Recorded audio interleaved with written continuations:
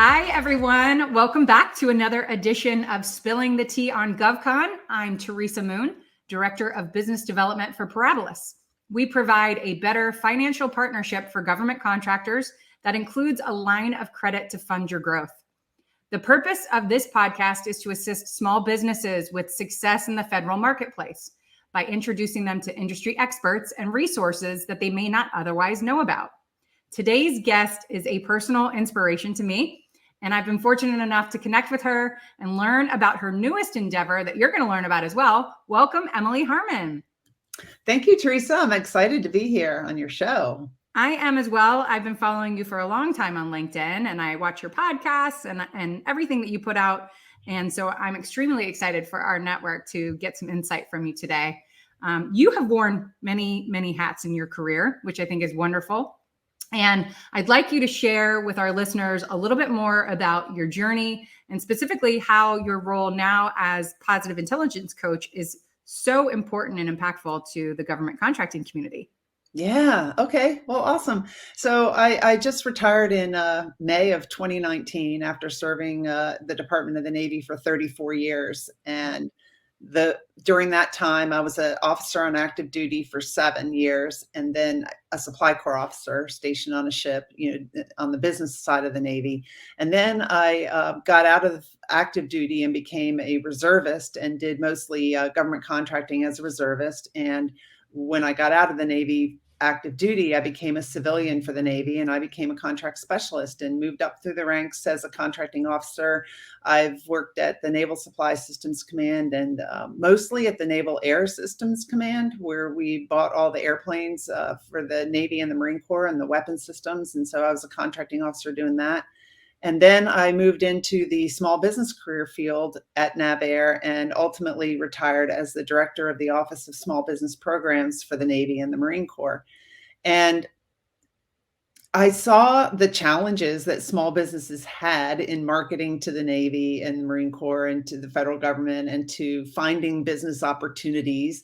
So I saw that from a government contracting officer and small business professional side of the house. And then now I see it as I own my own business, a coaching and consulting business. I see the challenges from the other side. And so it's really interesting. And a lot of the challenges I see, I think, come up in our minds, what we think about circumstances or situations that we're facing.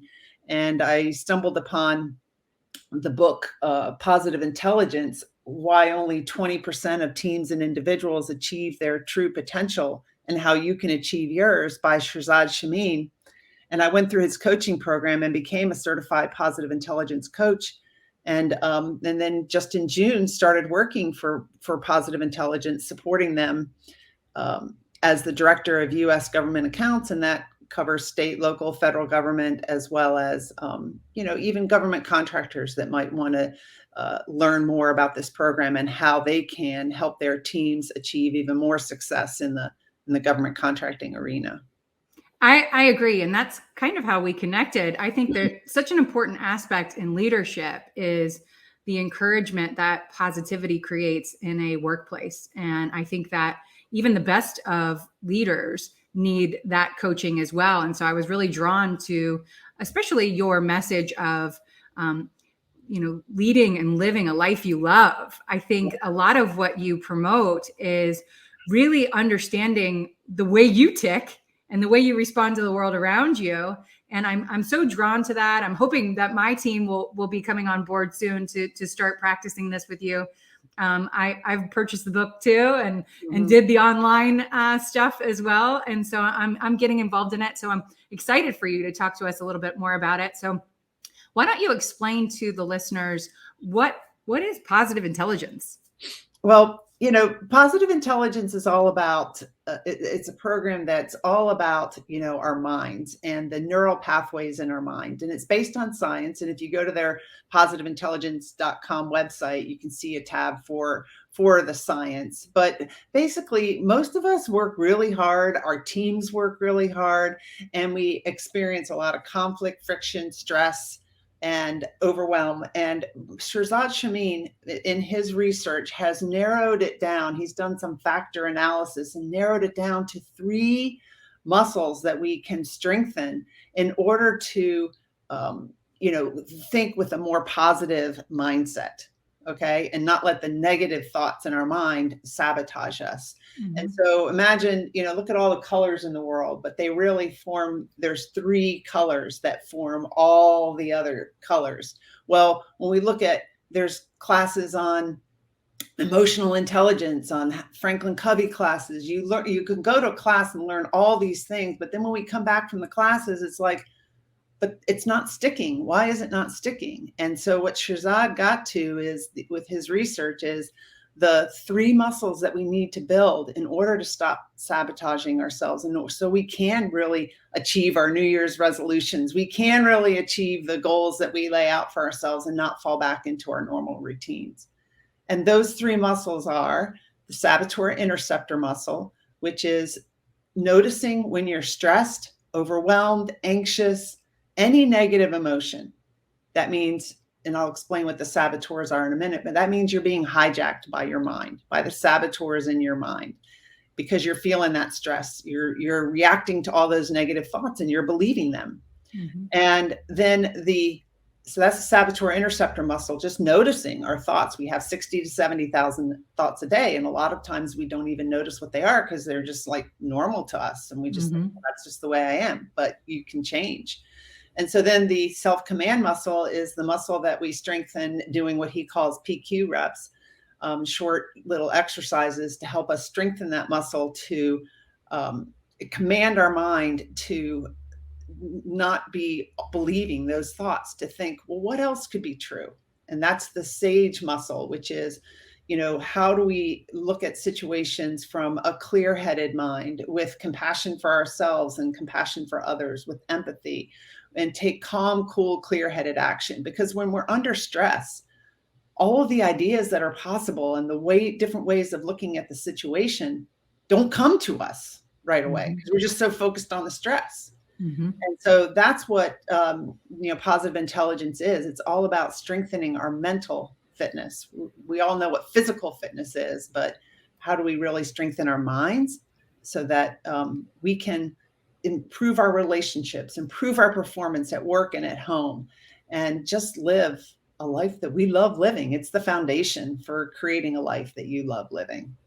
And it's so important for, your mental health to be stable in order for you to actually achieve those things that you're talking about. And I think that helps with success, like you said, in all levels of our lives, business, professionally, personally, with regard to relationships. I think maybe if you could appropriate a little bit about how, small business owners, especially government contracting, is a different beast. You know of it from the outside and the inside of what it looks like, and it is stressful. So how can strengthening your mental fitness help a government contractor, a leader in a government contracting company?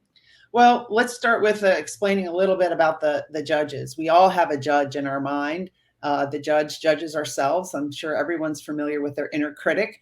Our judge also judges other people, circumstances, situations. And we tend to believe what our judge is telling us. And then there's 9 other saboteurs. And perhaps you can put in the show notes the link to take in that saboteur assessment, where you might recognize some of these: the controller, the stickler, the avoider, the pleaser, the hyperachiever, the hyper rational. They all tell us, there's 9 of them. This is the factor analysis. And they all tell us lies. So, and Shahzad also has a sales module, which I think is really helpful. So let's just say that you're selling to the government, you're in marketing or you're in sales, and you make a call to the government contracting officer and they don't return your call. Your judge says, well, they're not interested in the product. They don't care, all these things. How do you know that's true? Do we stop and just say, let me take a deep breath. Let me do a PQ rep. And let me think, well, what else could be true? Maybe my email went into their junk mail. Maybe this happened. Maybe that happened. And so think of all the stressors that happen in government contracting, the insourcing, somebody cancels the requirement, you submit your response to the RFP late. The government changes their requirements. The government doesn't do a set aside when you think it should be a set aside. I mean, all these things we can think that they're bad, but if we can change our outlook on those and not let them cause us stress and take action from a calm, clear-headed place, then we're better likely to create the results that we're looking to create. Because one of the things Shahzad talks about is how these saboteurs are contagious. Yeah. So let's say I come to this meeting and I'm all stressed from my last meeting and I'm frustrated. How would you feel if, I'm like that? You would pick up on that energy, right? So Right. if you're trying to sell something to the government or you're trying to do business with the government and you're all stressed and anxious, your client's going to pick up on it. People on the teams that you work on are going to pick up on it. And it just kind of sabotages the whole gist of what you're trying to do, which is move forward and win government contracts. I think, the stories that we tell ourselves, like, is what I'm hearing you're saying. And Yeah. I know I fall victim to it all the time. I think predominantly people will automatically gravitate and say, oh, that's a female thing. That's females do that. And I beg to differ. We're in government contracting, right? So yeah. I work predominantly with men, and men do the same thing. They just don't talk about it as openly as we do. I think that's the beauty of conversations like this, is opening it up. I know that you've got some, real life examples that can relate to that, as, government contractor going after government contracts, and how do these saboteurs, for instance, I mean, I have it pulled up on my computer all the time, what my leading ones are, so that I can, when I'm telling the stories in my head to myself, and I know that I'm doing it, and I don't have the tools yet to stop it. I just am more cognizant of it now because of having followed some of the things that you've suggested.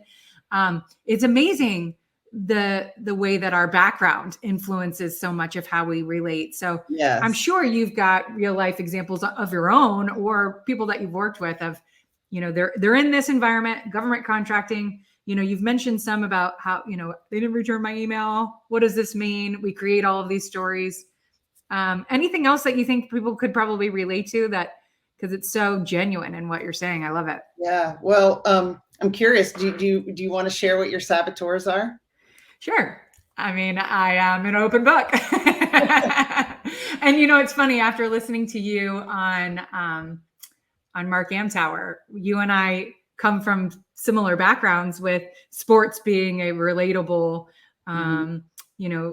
topic in our families. And I'm the youngest of 3 girls, and we were all great athletes, but I wanted to be the best athlete, because that was the highlight of conversation around the dinner table when we were growing up, as, who had the best results. Right. So my number one is being a pleaser.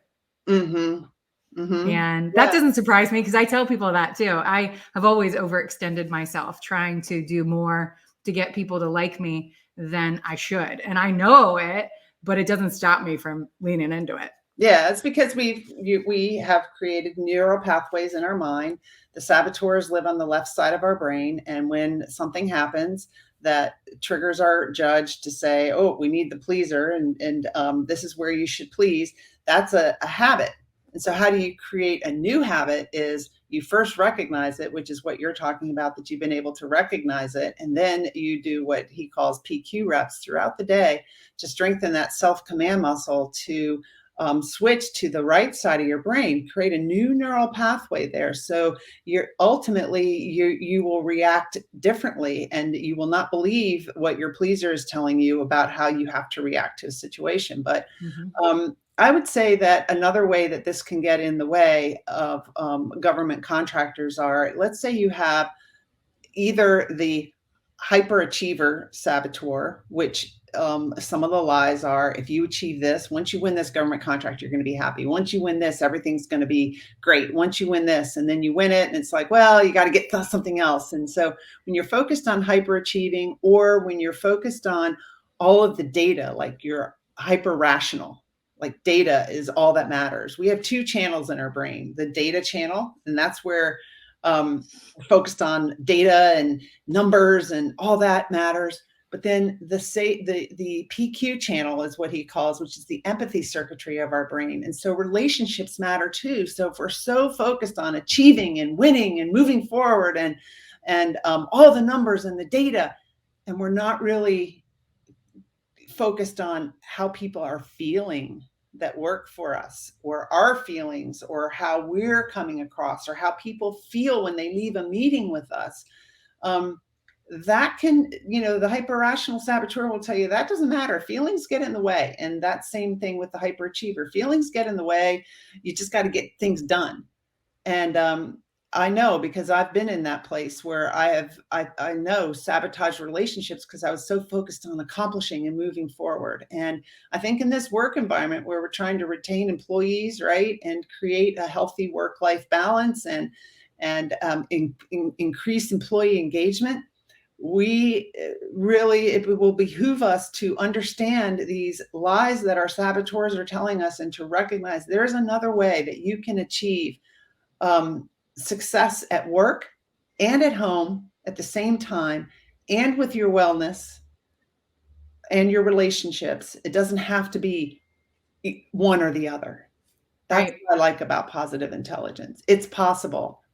And with so many different variables, because every person comes from a different place. They come from different backgrounds, different indicators of why they are the way that they are, and a lot of which we can share. I know our company tries to focus on, communicating well and being transparent, but a lot of that is hard because everyone needs to be treated differently. We can't, across the board, we don't all function the same. We don't all tick the same. And so it is, I think, in a team building environment like you're talking about, it can help learn how the people around you tick too, so that you respond to them well too. Yeah.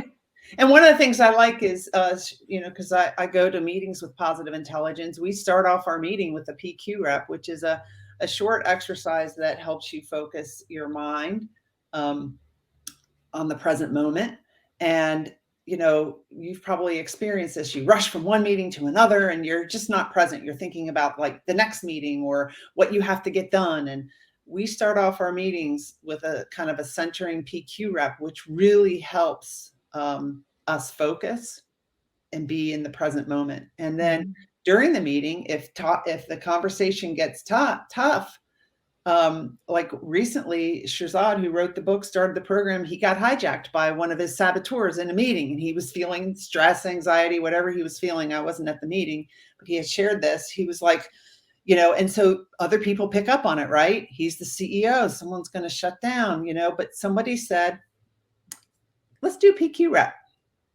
And so he was fine with that, because it's not like, Shahzad, you're being hijacked by your saboteur. It's just like, so anybody in a meeting at Positive Intelligence can say, I feel the need, let's just do a PQ rep, let's center. And it really helps with the momentum of the meeting to not get sidetracked by those saboteurs and to be focused on where we want the team to go. And how supportive too, right? That people can recognize that even your leadership has these moments that break them down as well. I mean, you talk about it, that even going through the program yourself, you're just more cognizant of it now than you were before, but you still suffer with stress and anxiety. It's just, how to deal with it you have tools. Right. I have tools. Tools in the toolbox. And, if you're traveling a lot, I just recently spent 11 hours in the Charlottesville airport, and it was very challenging mentally because I wanted to get to Denver to visit my daughter. We were going to a Steve Miller Band concert. And so if I didn't get out that day, I was going to miss the concert because there's no flights the next day. And you could hear all the phones going off, ding, ding, ding, like delay. And everyone's like, and everyone's stressed and anxious and yelling at the person at the gate. And it's, how do you remain? So a lot of our stress comes when we fight what is. This is what is. How do you, I did some PQ reps. I centered. I was able to think more logically and clearly. And I thought about, well, what else can I do? And when you're really stressed, sometimes you can't think of anything else. Well, I may as well just go home. No, what I did is I saw that another airline had a flight leaving at 5:30, and my flight was supposed to leave at 9 in the morning. Wow. And so I bought a ticket on that other airline because I thought to myself, what's important now? Yeah. It wasn't really money per se. It was getting to be with my daughter, and I could think clearly, and I actually got there. Mm-hmm. But And that's amazing, because that's one of the aspects that you and I had chatted about, where we wanted to go with this conversation, is recognizing that challenge is an actual opportunity or a gift, you referred to it as, yeah. to use your tools to get to the other side of it and have the reality be what you actually want. Yep. And here's the challenge too. How do I stay calm through all of that and not feel a lot of stress and anxiety when everyone else around me is? That can be contagious, right? So how Mm-hmm. many times are we faced with situations like that?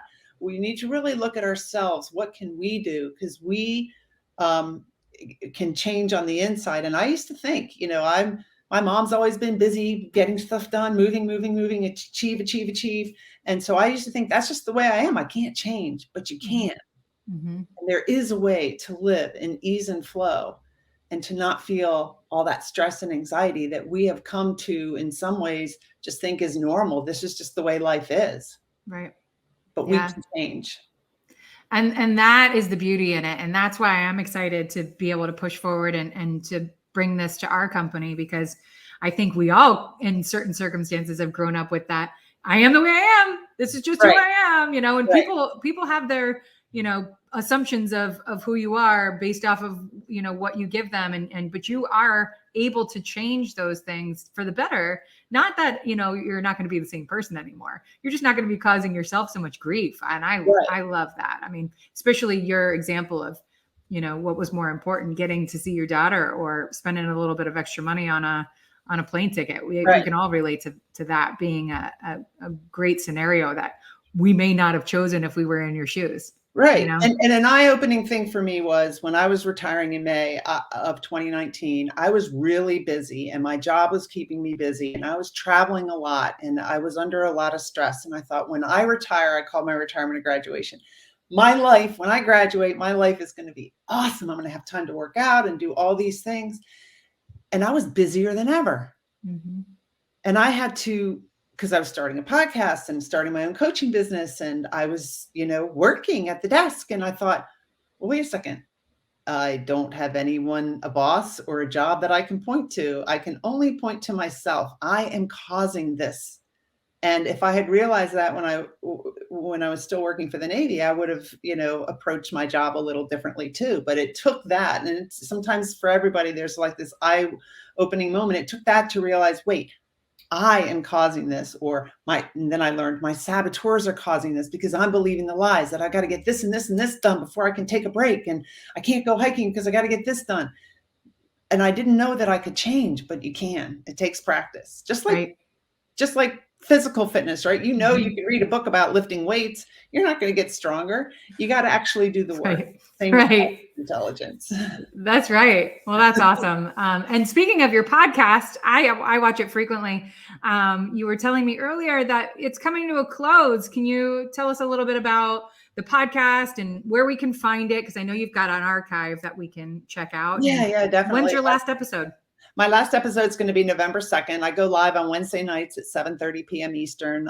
You can follow me on LinkedIn and watch the live, or I also publish it as a regular podcast as well a few weeks later. But I've been doing it for 3.5 years now, and it's called the Onward Podcast, and it started off being about facing adversity and moving forward, and then it was facing adversity, moving forward, and discovering ourselves along the way.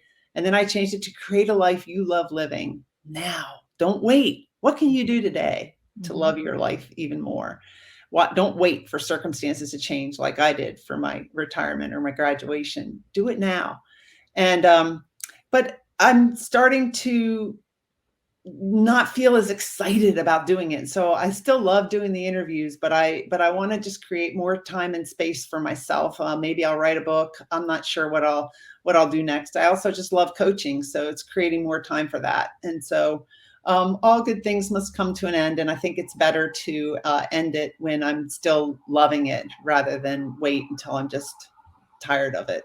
Absolutely. And the fact that you love it comes across in it. So I encourage people to check it out. every Wednesday until the November 2nd, of course, but also to check out the archives, because I think that some of the stories that your guests share are super impactful, and the way that you've pivoted and increased the level of depth that you do in that podcast is amazing. I love being able to offer information and opportunities for small businesses, but yours is an emotional connection that I admire. So you will be missed, but we'll keep our eyes out for that book. We'll definitely promote whatever you've got coming out. I'm a big fan. So all right, thank you. We'll definitely have you back. You can get to all the old episodes just on Apple Podcast or wherever you listen to your podcasts, or on my website, emilyharman.com. Awesome. Well, thank you again so much for your time. We appreciate you sharing your talent with us. And I, like I said, I'm looking forward to getting down to it with you and with my team. And we can always have you come back on after that so we can share our results, so I can be a testimony to how it works. But I definitely appreciate you being here, and I hope you will come back again. I will. Thank you, Teresa, for having me. Thank you. And I am sure everyone will agree that this is an impactful subject. I encourage you to reach out to Emily to get some more insight into the Positive Intelligence Program. I thank you all for tuning in to another episode of Spilling the Tea on GovCon. Don't miss our next episodes that are coming up in the coming weeks. And as always, you can see our entire archive on our YouTube channel under the same name. So thank you for being here. I'm Teresa Moon, and we will see you all very, very soon. Thank you.